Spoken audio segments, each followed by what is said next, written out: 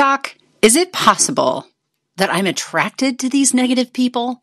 You would not believe how many times I've been asked that specific question. You know, it might be that somebody's coming in for relationship issues, recent breakup, or they're having trouble with their partner. But sometimes it's even more like just, I feel like these people come up to me at work. These are the friendships I'm in. It's like these folks are magnets for people that are doing the exact opposite of what they need. Does this sound like you? Because if it does, I think you will want to keep listening today. Welcome. This is how to fix your sucky life. That's right. Maybe you're somebody who says, so life sucks. Now what, right? Fix me, doc. I don't know what to do with all of this. This is a podcast that teaches anybody who's interested in learning a little bit more about how to get control of the anxiety in their life, the stress in their life, all of those feelings that are bogging you down. I'm your host, Dr. Natalie Marr, a clinical psychologist of the last 2 decades and a trauma therapist. And I'm here to help you understand how things early in our life, things like trauma or really difficult times, impact us later in life, so much so that it drives us off course and into patterns that are not helping us. They don't serve us and they create suffering for us. And there's a lot of information swimming out there. So I know that people are looking to feel better and want to know what works. Why don't we help you fix that sucky life? I take all of the information from neuroscience, my experience over the last 2 decades, and all the fits and starts of my own personal life, and I put it all together in a toolbox for you so that you can stop just surviving and learn how to really thrive in your life. I know it's possible to get there, so let's get started. Welcome, everybody. This is my inaugural podcast, my very first one. So thank you. Thank you for listening. Thank you for joining me today. And I'm guessing that little hook at the beginning is something that you were intrigued about. And so you have the question for me too, Doc. Is it possible that I'm actually attracted to these negative people? Is it possible that I somehow magnetize them to myself? I don't get it. Why? Why am I always fighting myself surrounded by these idiots, right? Like that's how it feels. And by the time you're sitting across the couch from me, you are exasperated with this, right? So let me give you kind of an example. Right? And this is not any particular client that I've had specifically. It's more of a summarization of many, many clients that I've had come in. But they come in and I'm doing their initial intake. And if you've never been to therapy before, let me demystify the process for you. For those of us that are going to give you a diagnosis, use your health insurance and get reimbursed from your health insurance, we're going to have a diagnosis that shows it's medically necessary for us to be serving you. So that initial session is pretty much all questions. We've probably had you fill out a big old intake packet. And now we're going to go through all of those symptoms that you've told us about. And, for somebody like me who's a trauma therapist, I'm also going to kind of dig in to some of your history. So I'll just ask you things like, well, tell me a little bit about growing up, and you'll give me that background. So for an example like this one, where somebody feels like they've attracted across their lifetime negative people to themselves, or they're asking me like, is that a thing? Like, am I really just attracting these folks to myself? Then what I'm asking for and what I'm listening for as they're talking to me is whether or not there is some truth to that, right? So I'll ask them like, what was it like growing up? And then they'll talk about those relationships. And well, oh my gosh, that usually kind of dives into some other trail. Maybe it's telling me about their relationships, telling me about their friendships, things about how they've noticed this pattern show up. And it might be something like this. So they've had some relationships in their life where they notice there's some synchronicity here. Maybe it's the boyfriend that they had in high school, and that boyfriend was really aloof and kind of an ass. Let's be real. Like, was worried about being popular, was worried about, fitting into his in crowd. And so really kind of pushed you into maybe sexual experiences before you wanted to, or, asked you to kind of push your boundaries a little bit, or just like made you chase them. Right? Was always aloof, but you were doing the chasing. So it could have shown up like that. Later in life, maybe in college, you did some investigating. You wanted to know, do I want boyfriends? Do I want girlfriends? So maybe you tried a few things. Maybe you tried a few kind of relationships. But this pattern showed up again. What you realized is you were like living with your first live-in partner, and they also were really like, they had boundaries around, I need to be doing my own thing and my life isn't to take care of you. And yet, like, every time you were asking for a little bit of extra from them, they weren't filling any of those needs. And they might have even kind of diminished your asking about it. And so then, over time, you just backed off. You didn't want to ask about it at all anymore. So you're kind of, a couple years in maybe, and it just results in a breakup because it's not enough. But you're pretty young and you're ready to go back out there, and you do. And, maybe by the time you hit my couch, you've been talking to me about how there's been a series of these kinds of relationships where you feel like you're the chaser. And those people, like, in the beginning, it feels amazing. You fall in love. They're very invested in you. And you're always hoping to get back to that part. But by the time you get into the actual meat of what relationships are, which is to learn how to cohabitate, right? How to integrate lives together and still kind of interdependently also have your own life. What happened is you just kept diving in, trying to please this person, and this person just wasn't there for you. Now, I've had that scenario in a myriad of examples across the time that I've worked for the last 2 decades. And oftentimes they will be one of the people that ask me, Doc, do I attract these folks to me? Because like in the beginning, it doesn't feel that way. It seems different. But in the meat of the relationship, I'm not getting my needs met, and then I want to move on. And you may even later in your life start to stick around in those relationships for longer periods of time because you kind of feel like biological clocks are ticking. And gosh, I don't know if I have enough time to put in the work of a dating relationship and starting all over and getting to living together and eventually deciding whether or not we're going to commit in a monogamous relationship going forward. So I've had that example. And it oftentimes ends in them asking me about this. Now, there's also another group of people that might ask this of me. So these folks are folks that, talk to me a little bit more about how early in life, they were the person everybody wanted to be around. like early in life, they have great stories from high school. College was a blast, early 20s, time of their life. And yet, what no one else knew, but I get to know because I have that psychological safe space of therapy with them, is that they had a horrible insecurity about being enough.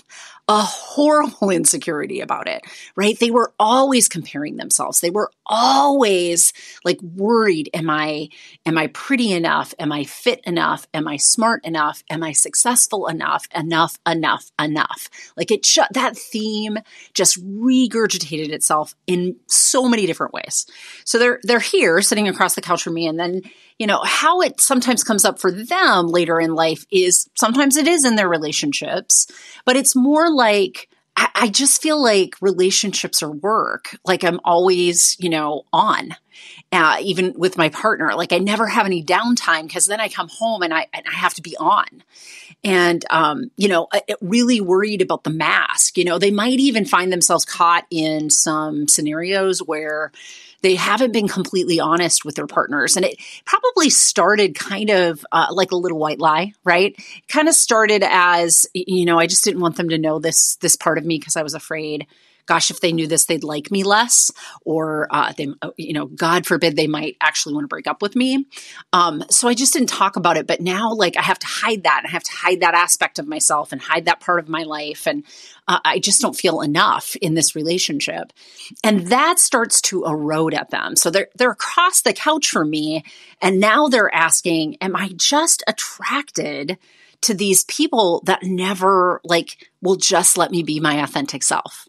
Am I just attracting people, Doc, that, I'm hustling and hustling, but it never seems enough to them, right? So they're at that stage now in relationships where they're even kind of growing a bit resentful because they are putting in a ton of work with their partners and being on all the time and having the mask up, and the partners aren't liking them as much, and that's becoming evident in arguments and lack of closeness and connection, and it isn't serving all their needs in the relationship. And so now they're like, oh, I put in all this time, and I was so worried that I wasn't going to be enough in the beginning. And now, no matter what I do, it's not enough. And, it's happened to me again. How did I get caught here again, Doc? How is it possible? Or am I attracted to these people?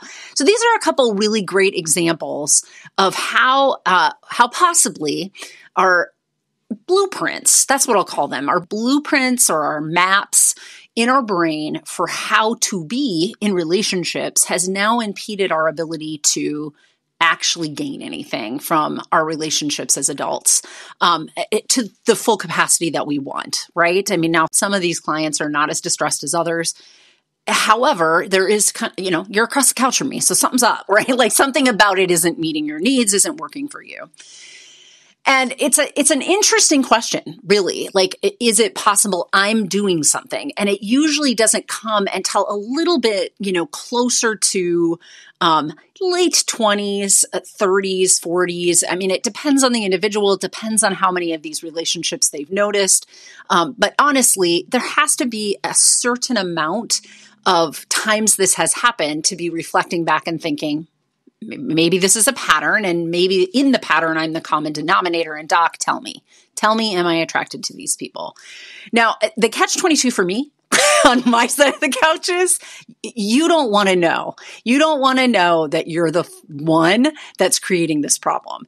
If I say it to you in that way, now some people think they want to hear that, but that's a pretty big, heavy punch. And to be quite honest, the science doesn't support that. It's not 100% true. There are things that you are doing that keep you in these dances, in these types of relationships. That is absolutely true. And that is absolutely what I would zero in on. So let me tell you today a little bit about kind of what is a psychologist's point of view of how you would handle that question and what kinds of things I recommend when people find themselves in that quandary.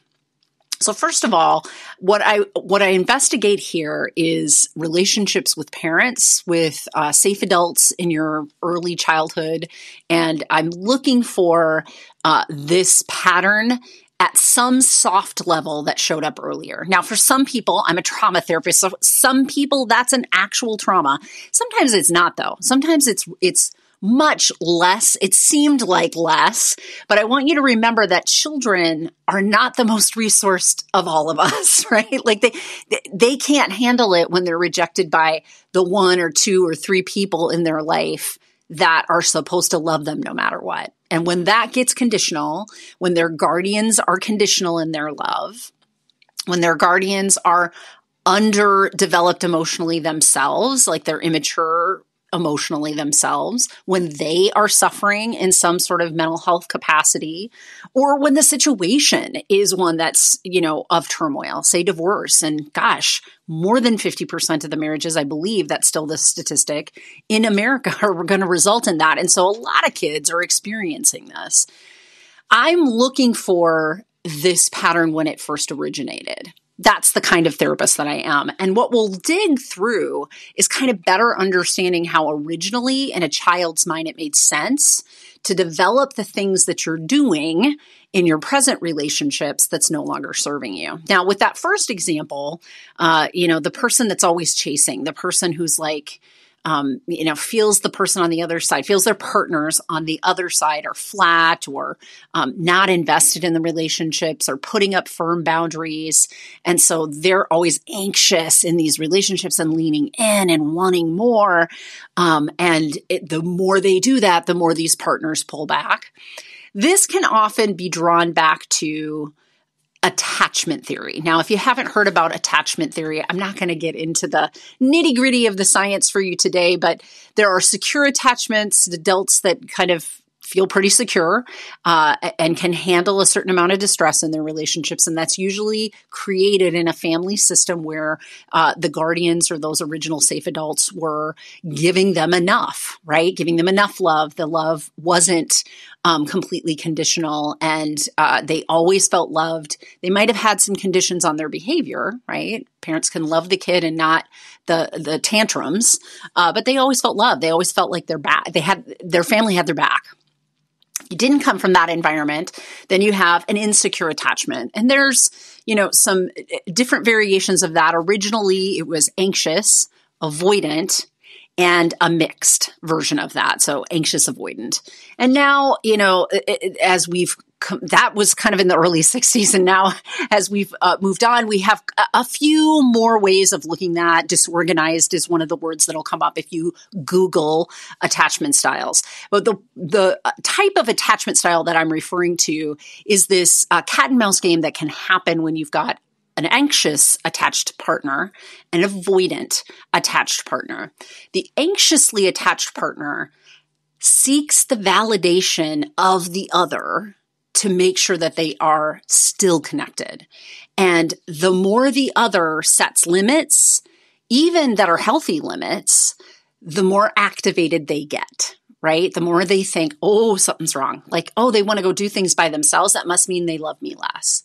Now, here's what I want to point out. Nobody's thinking that in their head, not consciously anyway. And if you have that conscious awareness, my bet is you've done some therapy and you're able to kind of pivot through that. Because once you see yourself being a little bit more irrational in those moments, then change can happen, right? Prior to that, though, you're not aware that you're doing this. And so I am referring to anxiously attached people kind of having these ingrained patterns they're not noticing, where they're always looking for the next shoe to drop, and they're always assuming that anything that's saying that we're not connected is saying, this is the worst thing ever and I better chase them. It's not just, sometimes there are missed ships in the night with my partner. It's the worst case scenario. It creates a threat response. Anxiety is really a body-based illness when you look at it on the mental health spectrum, because it is an illness of the autonomic nervous system. So it is essentially that fight, flight, freeze and fawn response going off, at things that normally wouldn't cause that threat response for most people, certainly not for securely attached people. So the anxiously attached person sees any kind of not connectedness as a bad thing, and they keep leaning in. Now, unfortunately, with avoidant styled people, they really are attracted to that in the beginning. In the beginning of a relationship, an avoidant person, they need their independence. They really need to feel like they are not encroached upon. Their experience in childhood was a little bit different. Actually, their experience in childhood, while it might have come from similar circumstances, their response to it was a little bit different. So their response was, if I'm just going to be hurt by people, I'm always going to keep a wall. If I'm just going to get run over anyway, then I'm going to stay a little guarded. And that's how they lean into things. Anxiously attached people chase that affirmation and that validation and want to cling to people. These are the folks that we see as more clingy. Avoidant people want to be loved. Don't get me wrong. They really want to not be rejected and abandoned. But the pattern they're unconsciously playing out is they also keep up kind of an arm's length, right? But early, as in the falling in love phase of a romantic relationship for that example, but really any relationship, when you're first getting to know someone, even avoidant people are able to kind of, that arm's length comes a little bit closer and they let people in and they see what it's like, right? Here's why. They know eventually they can put that arm back up and will if they start to get a little bit nervous. And here's the problem. They always get nervous. They don't know that that's happening, but they always do. They push back on relationships after a while because their brain, their map or blueprint tells them, guess what? I know this sounds like it's really great right now, but it's gonna mess up. I just want you to know it's going to mess up. So you know what? It's been 3 months. We better start pushing back a little bit. You know what? I saw them doing this. You better push back a little bit. So there's this weird phenomena with anxiously and avoidantly attached people where they're both getting needs met early in the relationship quite well. And then the threat response that goes off, that alarm that goes off, even when there's not a threat, starts to ring for both of them. And their behaviors in those moments aggravate one another, unfortunately. So they find each other in nature, as it were, because they both like the rush of that falling for one another phase. But once they get to a few months in, whatever, both their nervous systems start to tell them it's been too long and something's going to go wrong. And so they start looking for it.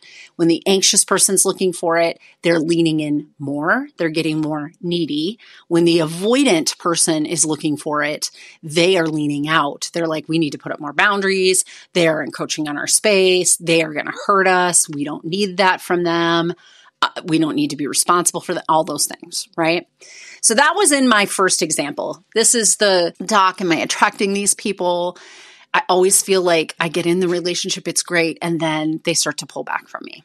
Now, my second example was, the case of somebody coming in and saying, I have this horrible insecurity that I hide from the world. Like I never tell anybody about it. But everybody loves me. They're always attracted to me. Got into this relationship and, might have had to hide a couple things. Now, I always feel like I have to be on, always have to have my mask on. But I am growing a little resentful because I'm putting in this time and people are still not loving me enough. Like, how am I ever going to be good enough? Doc, do I just attract these people that are never going to appreciate me for who I am? Now, in that case, it's a little bit different, and I don't really even look so much at the attachment style. What I'm looking for there is, why is your worthiness hooked to this relationship? Why is your worthiness hooked to appearing in a certain way, having that mask on? Why is it that you can't just be you? And we'll really start to dig into unpacking then the insecurity piece. What I want to help folks in that little bucket, help them understand, is that most of why they suffer has nothing to do with what's actually going down in those relationships. It has to do with their own thinking and believing about themselves and their world. They have low self-esteem. They have low self-worth. They hustle for their worth. And in that continued pursuit of being good enough in the world, they're never going to attain a relationship where they feel they get enough either. They're always going to play that out somehow in that relationship as well.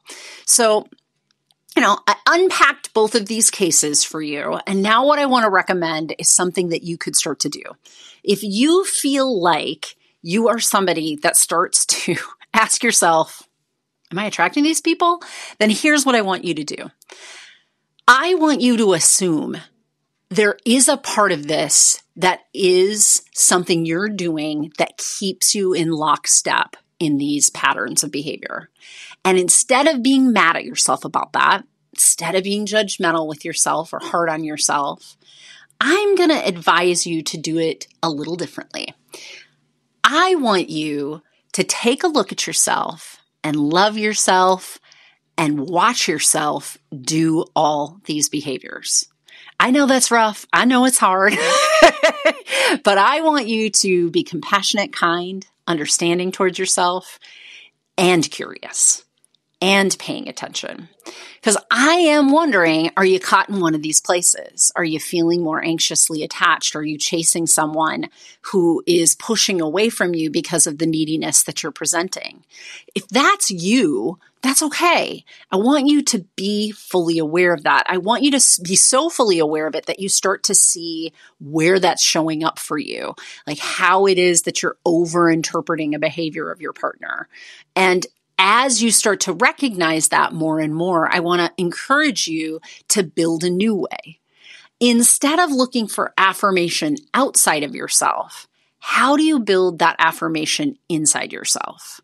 You don't need that partner to tell you that you're worthy in this relationship and they love you. You need to love you. They need to take care of them and you need to love you.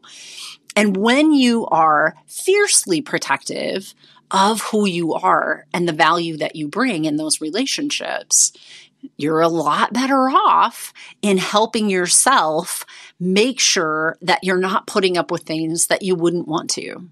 Make sure that you're setting limits with that partner when you're not getting all of your needs met, and be confident that you could find a relationship elsewhere where you would get all those needs met. So you have faith in you, essentially, that you can do this, right? And if you're the person that, it's more of a pattern of just feeling insecure in general, this helps too, right? If you're focused on taking care of who you are as a person, not hustling for your worth, showing up authentically every aspect of your life, and being okay when people aren't okay with that, because the fact that you're worthy is not dependent on their ideas of you. Let me be honest with you. Other people's opinions of us should make no difference.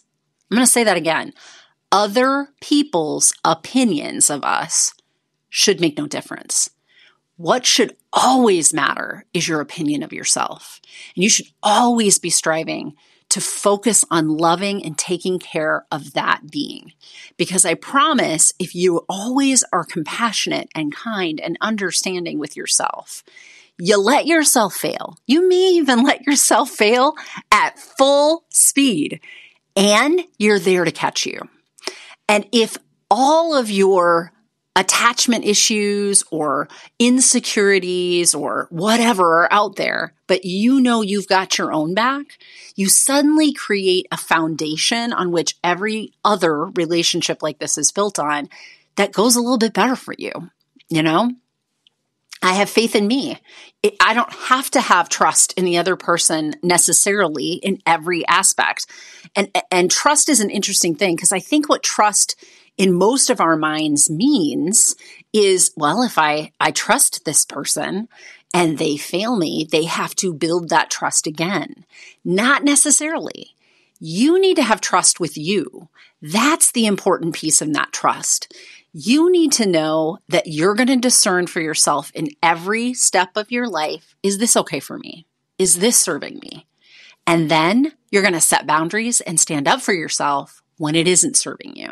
And if you do that over and over again, doesn't matter if somebody makes a mistake in a relationship, you trust you to know, is this a mistake that I'm okay with or not? And if I make a mistake in my discernment of that, then the next time I won't make that mistake. I'm going to stand up fiercely protecting what my worthiness is here and say, listen, you don't get to have access to me then. That's how this is going to go. So I know it sounds a little hippy-dippy, but you're listening to a podcast by a clinical psychologist. My answer to you is, if you think that you are attracting these people in your life, there might be a piece of that that's accurate. There's a way that you're participating. So I want you to stay curious about that. I also want you to stay non-judgmental with yourself. Be kind and compassionate as you see what you see. And then when you feel ready to make a change in the things that you're doing that participate on your side, the thing that I think you need to do first is build your relationship with yourself. Take care of that relationship first. Make sure that you love you authentically, whether or not you do the right thing or not do the right thing, whether or not you're hustling for your worth and look successful on the outside to other people, shouldn't matter. It should matter how you feel towards you. I want you to feel towards you unconditionally that you love yourself. That solves everything.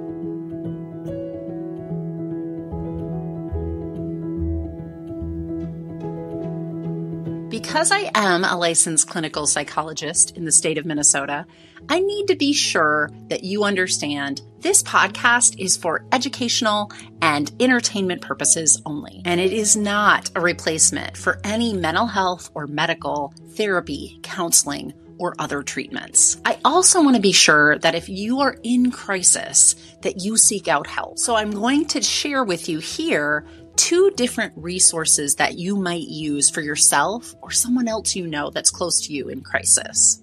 The first is the National Suicide Prevention Lifeline. You can find them at suicidepreventionlifeline.org online, or pick up the phone and dial 988.